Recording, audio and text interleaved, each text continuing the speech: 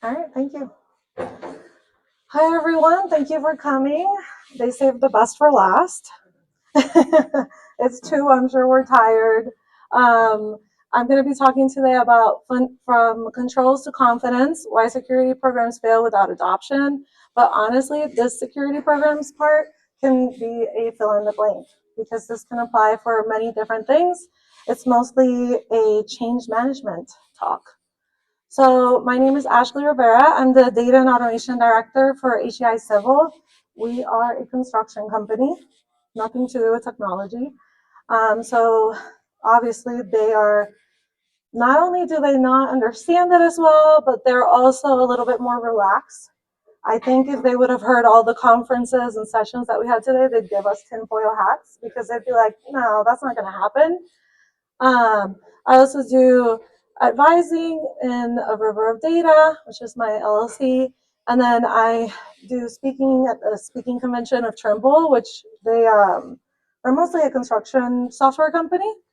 I'm bilingual, English and Spanish. And the only reason I'm telling you guys is because when I get nervous, my accent will start showing. So if I accidentally say a word wrong, then you can tell I'm nervous. But or backwards, I might say something backwards. But you guys can figure that out because you do prompt injection. So you're fine.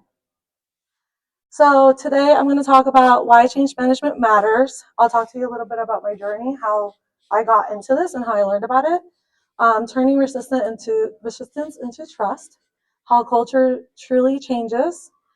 I have looked at many change management methodologies, and I like ADKAR, so that's the one I'm going to focus on.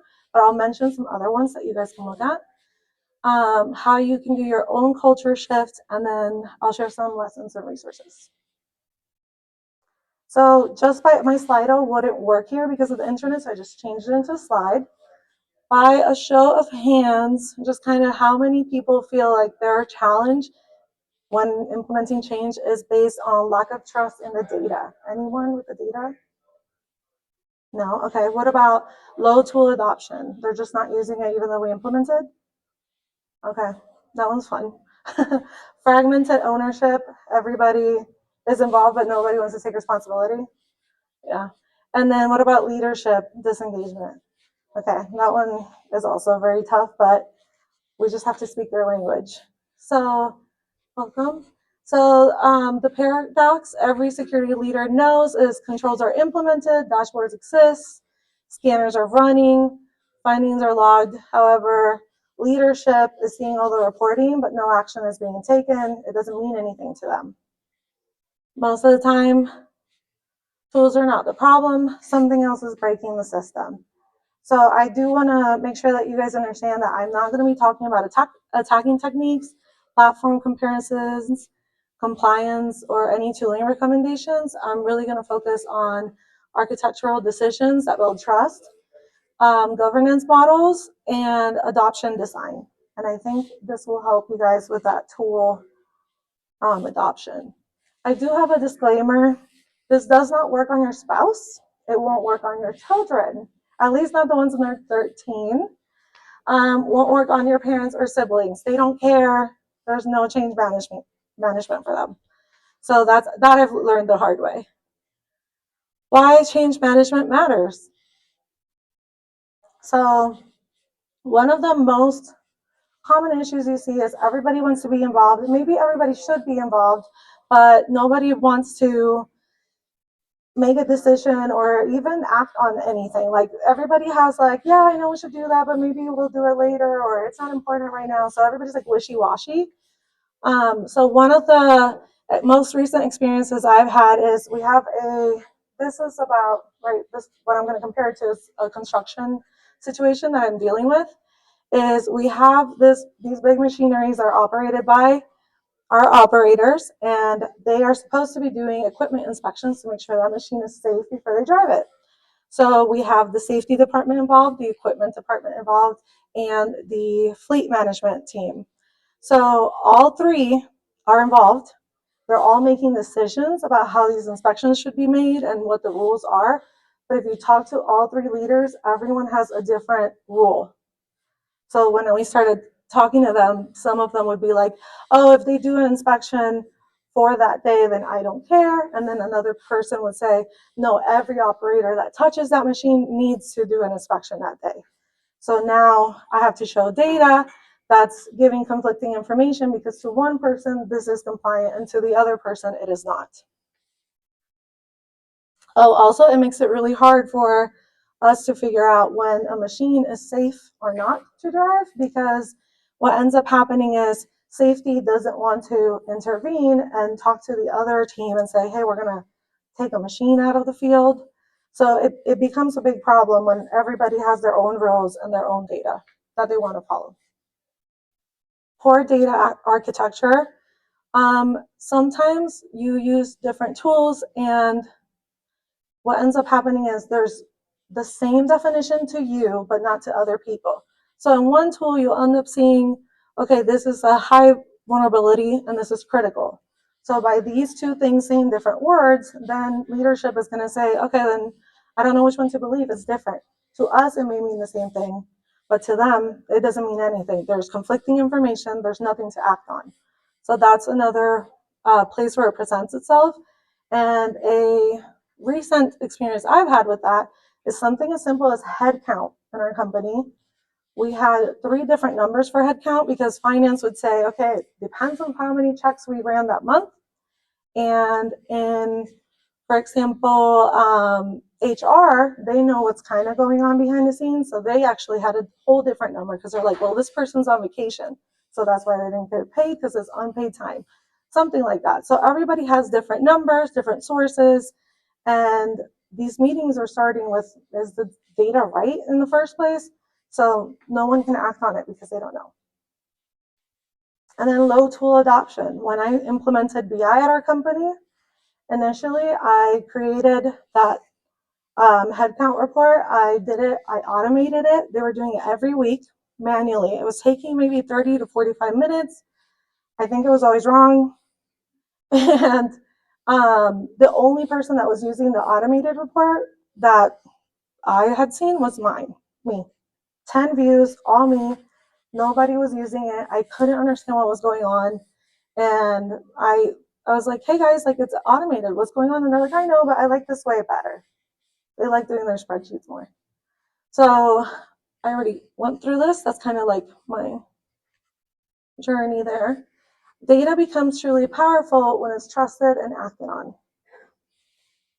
So you need to believe in the data, and it's essential to drive real decisions.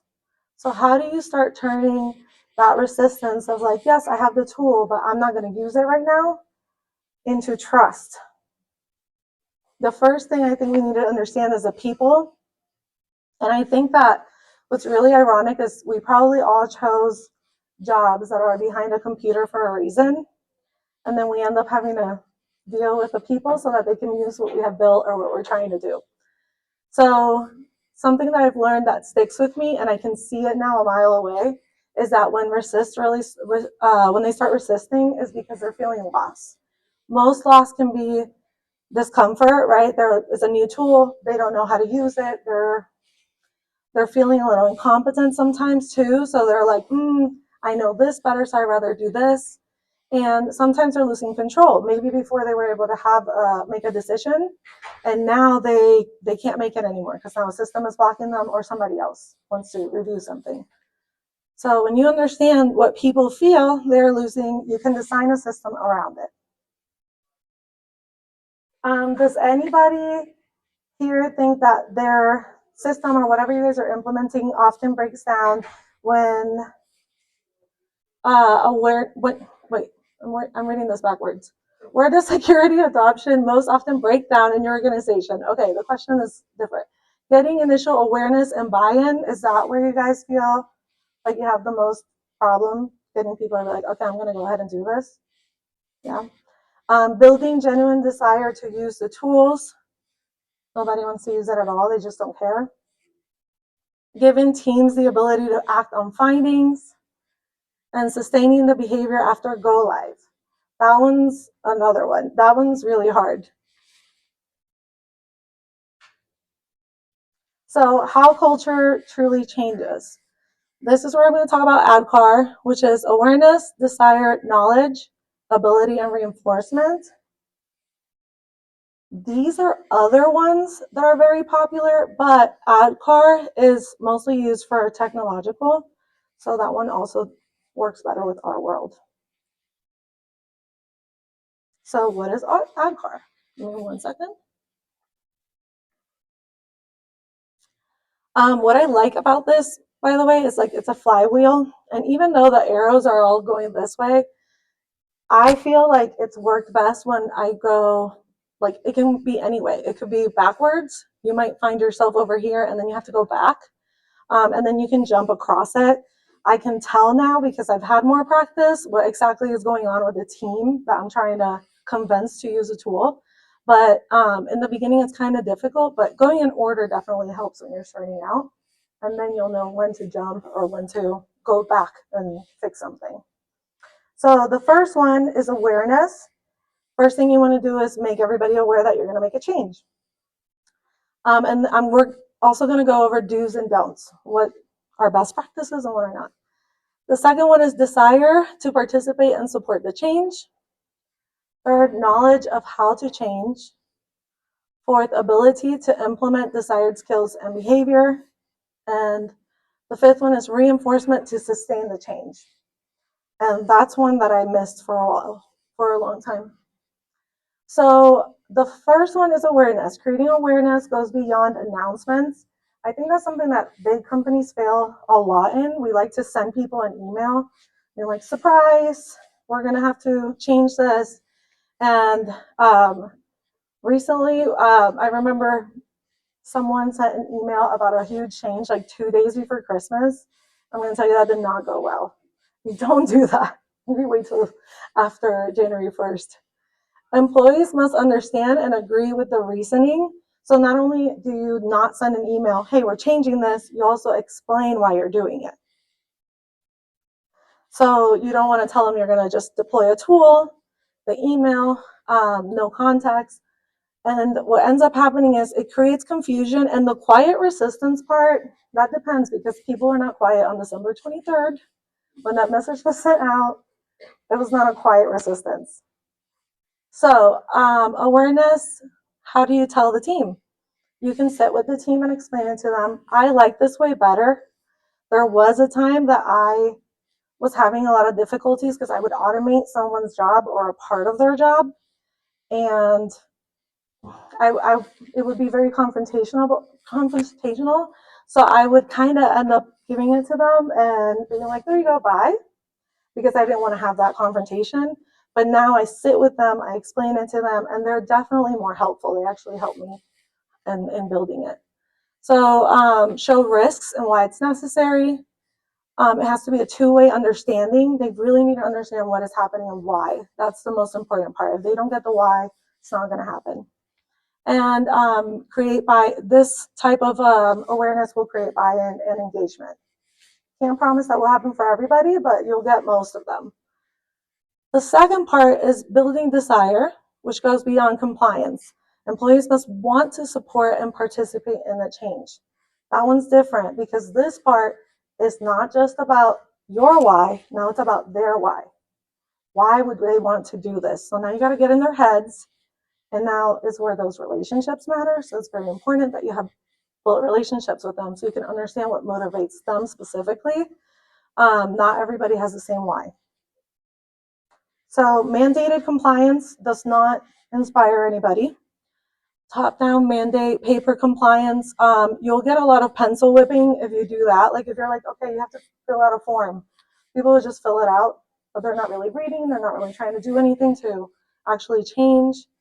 They'll invent ways to make things more difficult. That one's really fun. I don't even know where to start. Like I have found so many crazy workarounds because somebody doesn't want to do a process that's automated. It's crazy. And then you also want to understand why they're sabotaging it because sometimes it goes into the other steps we're going to talk about. Teams just go through the motions. They end up being negative. They end up doing passive resistance, and they'll do their minimum effort. So they end up actually kind of sabotaging your whole implementation. So how to do this? You want to make sure that you have a champion. So you find somebody that has a why that aligns with you, and you want them to be very intentional. You want them to have connections with people because they can influence others. Normally, you're more influenced by somebody that's part of your team instead of somebody that's like external or above. You want to make that personal benefit made visible. You can't always be promising, like, oh, you'll get a promotion or something like that. But sometimes you could be like, hey, you'll get more productivity, or now you'll have more time to focus on training. There's always something that that person will want that will help them in their careers too. And then those teams start changing and they'll become your biggest fans and advocates, which it does happen. It takes time though. This is not going to happen tomorrow. For me, I think it took like 3 years for me to feel like, wow, everything's really changing. And I think it could have been faster if I actually had known this. I will definitely say that. So knowledge, providing knowledge goes beyond information dumps. Have you ever gotten like that long email of all the instructions and they're like, good luck? Well, no one reads that. And if they do, they kind of like scan it. So then they're like, oh, it said do not do that. I thought it said do that. So that's not fun. They need context. They need it to be accessible. And they need to have practical understanding of how to do that change. So first I'll tell you how not to do that. One, training for everyone. I don't think it should be like what I'm doing to you guys right now, which is talking at you. I do like it when they're interactive. I try to make everything, there's been a few interactive classes here that have been really cool. But I try to make everything, like if it's a system adoption, I make it so that they have like a demo and they can play with it and do whatever they want. And if they're a little unsure, I'm like, and they're like, what do I do with this button? What's going to happen if I click? I'm like, we'll find out. Go ahead and do it. So it gets them comfortable with it. You don't want to do too much at once, and you want to make sure that it's a practical application. And you want to make those resources available as well. So another thing that's really important, I was going to get to this one and then I'll go back up. So it's important to make sure that teams know what needs to be done, like what done looks like at the end and what success is. I find that sometimes because they don't understand it, then they also won't use it because they're like, well, I did it, but nothing happened. People want that, like, yay, you did it, notification, sometimes in an email, right? Like they need to understand, when did I do it right? You want to clear success criteria. Documentation is not just the instructions. I do a lot of videos and they watch them, which is pretty cool, but I make them short. Like these are 3-minute videos. I think anything past 3 minutes, they don't care. And then being role specific on like, okay, this is what's going to be your part of it, and this is going to be your part of it. That really helps a lot because everybody knows what they're accountable for and what they have to do. Building ability goes beyond knowing how. So this part sometimes gets a little tricky because you will notice that when you're implementing something, there are people that can't keep up. That's kind of a harsher way to maybe say it, but you're teaching them this new system and they're just not getting it. And I'll teach you some ways to handle that as well. So employees need confidence, practice, and competence to actually perform the change. They won't be able to do it if they don't have the ability. Sometimes you'll have someone that will actually reveal to you like that your process is actually complicated, which is pretty cool because you end up learning like, oh, I did overcomplicate that. I don't know why I did that way. But other times you can, while you're doing an interactive training, you can tell that they're just not getting the information. And what I would say for that is you want to make sure that you get with their leadership and maybe find a different thing that they could do with that process or just within their role. Because sometimes you do have to remove people from that process. Knowledge without ability, theory without practice. So you don't want to tell them theoretically what they should do. You want to make sure that they can do it. Confusion and no safe space for mistakes. If you want to kill something really quick, make it like shame them, and you'll see that they will never come to you again, and they're just going to mess everything up. So, work not being done, gaps between understanding and execution, and barrier blocking performance, which is what I said when you notice that you complicated it too much, or sometimes you're trying to put like a bottleneck, someone that needs to approve, And that's a mistake because that person maybe didn't need to be approving. Somebody could have made that decision without them. So I'm kind of getting ahead of it. I already said this. So make sure you remove those obstacles. You create that muscle memory by practicing, and then that safe space to ask the questions. Reinforcement. This is a very important part that I was missing for a long time. And I think that's why sometimes I would see everybody was with it. And then all of a sudden it'd be Monday and we got amnesia. And I'm like, what happened? That's because nobody was keeping track. No, there were no metrics. No one was reinforcing this. So reinforcement goes beyond initial implementation. Employees need ongoing support to sustain the change and prevent reverting to old habits. This is how we react to implementation and how it goes.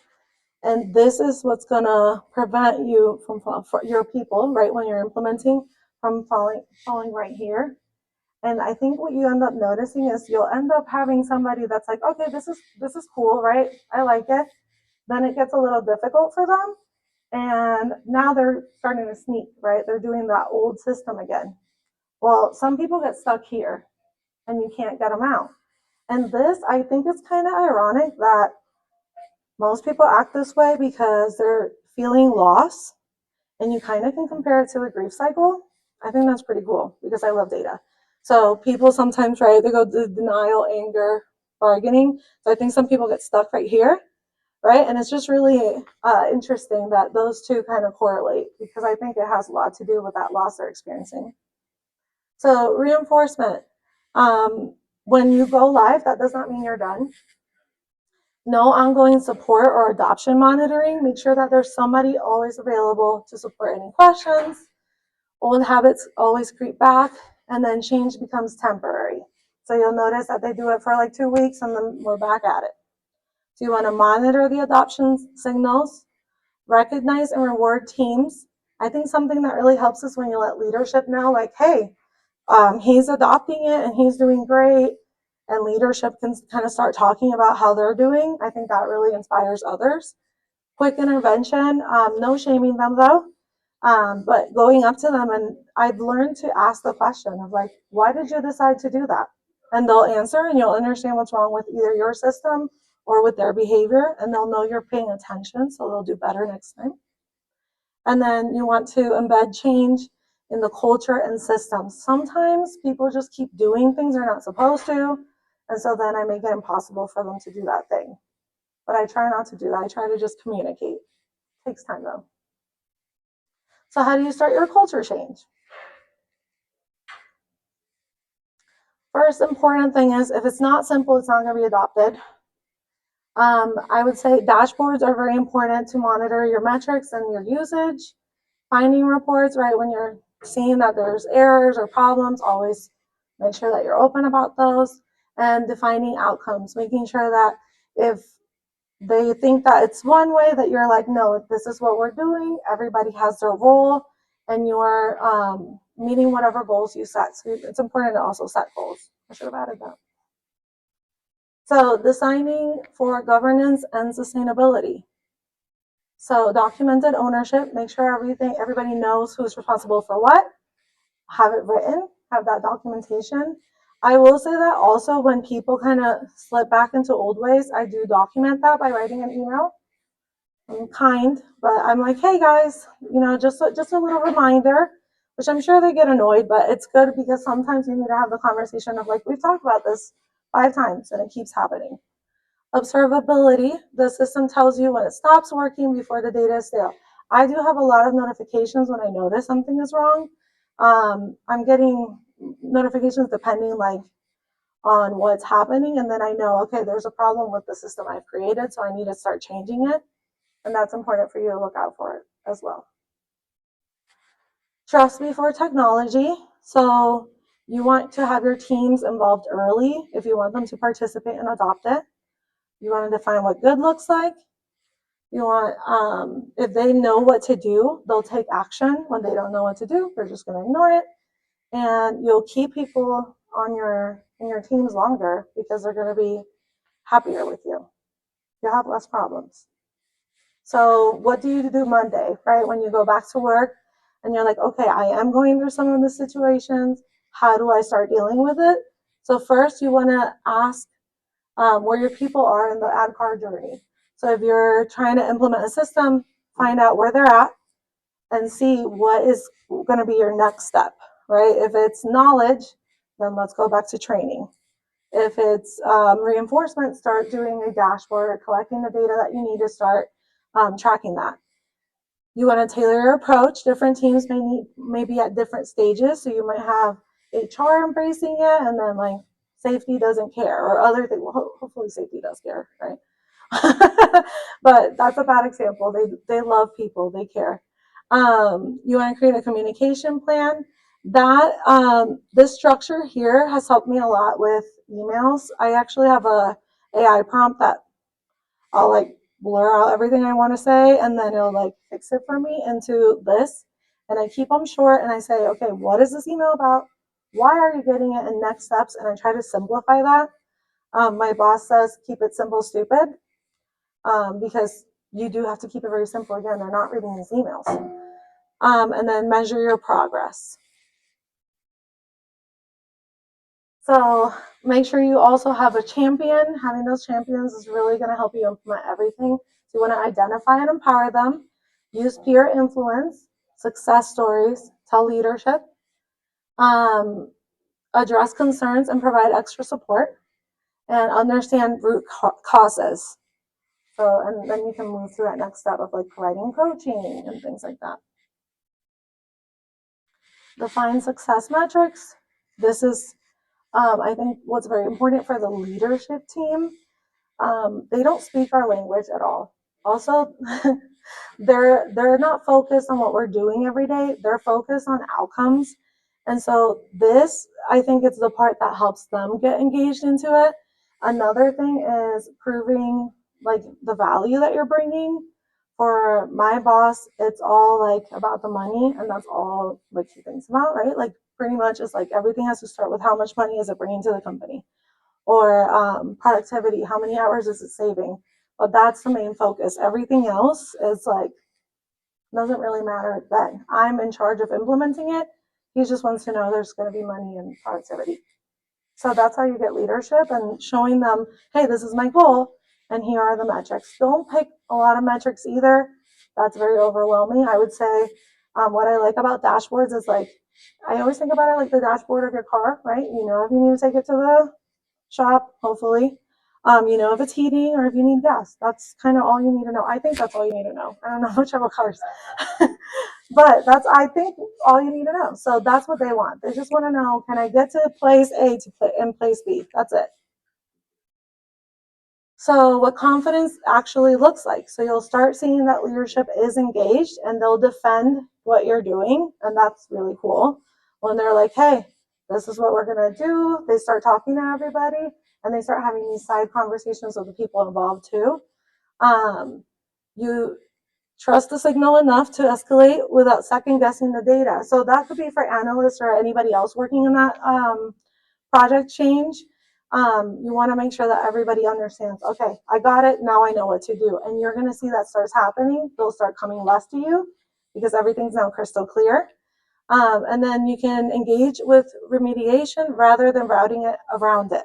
So instead of you playing defense, now it's like offense, and you're finding yourself doing things to make things like what you have implemented better instead of trying to get everybody to your place, right? To a point where they're actually doing it. So AdCart isn't a project methodology, it's a mindset. So every time we're doing an implementation, no matter what it is, we think of AdCart and how we're going to apply it to a specific thing. But now something that I have started doing it as well is we help all the departments in the company. I'm starting to plan the AdCart at that beginning stage when they're asking me to automate something. That's when I implement this and I ask them, how do you think we're going to involve your people? Because then they also help me. It's no longer me trying to fight whatever has been implemented. So I have some scenarios for you. They're not as cool as like robbing the bank that we did this morning. I don't know if you guys went to that one. But I wanted to just see if we could practice a little bit, some scenarios, and you guys can shout out me what you think you would do and what at car stage you think this is at. So your team rolled out a new vulnerability dashboard 6 months ago. Adoption data, 0 logins last month from engineering, 2 from leadership, 40 from the security team who built it. Leadership is asking whether to kill or mandate it. Anyone want to take a guess of what they would do next? Also, we could all have very different perspectives as to what we would do next as individuals, but there's kind of a right answer.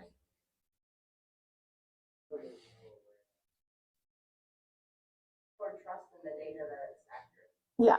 So I would say the same thing. What will you do next?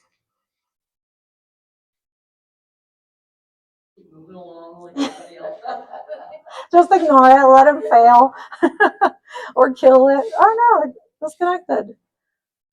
So I would say if it's awareness, you need to kind of start over sometimes and get with the people and start telling them your why and finding out those whys. That would be what I would do. Another thing is you can ask them, hey, I've noticed we've had this dashboard for 6 months. You've never looked at it. What happened?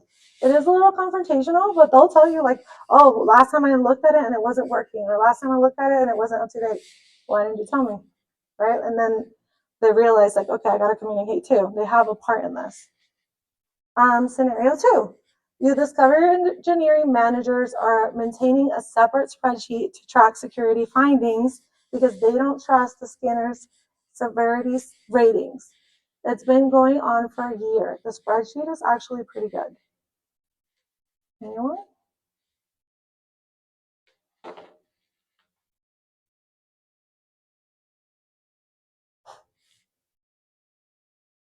I'll call on you. I'm going to get confrontational. Okay. You could shut down the spreadsheet. That's an option. Yeah, you could do that. So I think in this point, we're in reinforcement and we have to see what's going on. We do have to kind of jump into the desire. Why are we doing this? Do you understand, that we're doing this? I'm sorry, for awareness first, what this is why we're doing it, and then desire, why does this help you, right? And then reinforcement to make sure they stop using that spreadsheet. I have blocked things like that from happening before. Like I've downloaded a copy, archived it, and just been like, it disappeared. I don't know what happened. I hope my manager doesn't hear this because it's being recorded. Okay, so the champion who left. So your best security champion, the engineer who ran lunch and learns, answered questions in Slack, made the tool stick on their team, just took a job elsewhere. Adoption on their team is already slipping 2 weeks in. What do we do?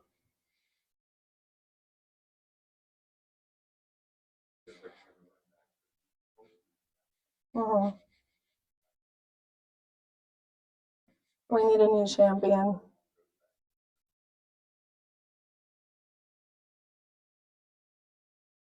Yep. So that's why I wanted to do these scenarios, because I think it shows that you do skip around and that it's okay to start and go back, because that has really worked for me. And so I'm an all or nothing person, right? If I'm trying to for example, save money, I'm like, I can't spend $1 on anything else, right? Or if I'm trying to lose weight, then it's like I can't eat anything except lettuce. So it's nice to have something so flexible. And when you keep that in mind, it really just, it's like, okay, I know what to do next. And it really helps you keep everybody in the same place. The mandate from above. Your new boss just announced that starting next quarter, every engineering team must resolve critical findings within 48 hours or escalate to VP level. No discussion, no input gathered. You have 60 days to make this land. Good luck. Yeah. So I think that was hard because it's also your boss that's doing this. I will say I have really good leadership at my job, and I've talked to them. This is being recorded, by the way, so I have to say that. No, I'm kidding. No, I do have. I'm lucky. I have good bosses, and I have actually had to have those conversations with them and been like, "Hey, we didn't really handle the change management part really well. If you have a good rapport with your boss, I would say definitely talk to them and say, you can introduce this to them, but maybe say like, hey, next time you're going to implement something that's affecting my team, can you give me a heads up? And then I can help you, right? I'll be your champion.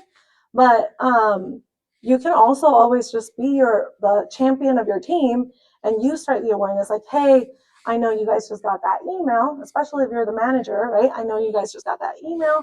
We're going to do this because of this. And then you just kind of take over and you inspire your team, because they're not going to like it. There's going to be a lot of resistance. So these are just questions for you guys to think about before you head back to your work, right? Like, where in your organization is ownership of finding an actual breakdown of finding actually break down? What would it take for your leadership to act on a dashboard without asking for a briefing first? What is one thing your team stopped doing because the tool made it harder, not easier? I think these are good questions for you to start thinking about. I have a QR code for you guys to scan. I don't know which one is which. Oh, okay, I do. This one, if you want to add me on LinkedIn or email me, you can do so. And then this one, I have like a feedback form. It can be anonymous. If you don't want to give me your name, that's okay. Everything's optional on there. And it's asking a few questions of like, hey, do you want the PowerPoint and stuff like that? If you want to be mean in the feedback, right?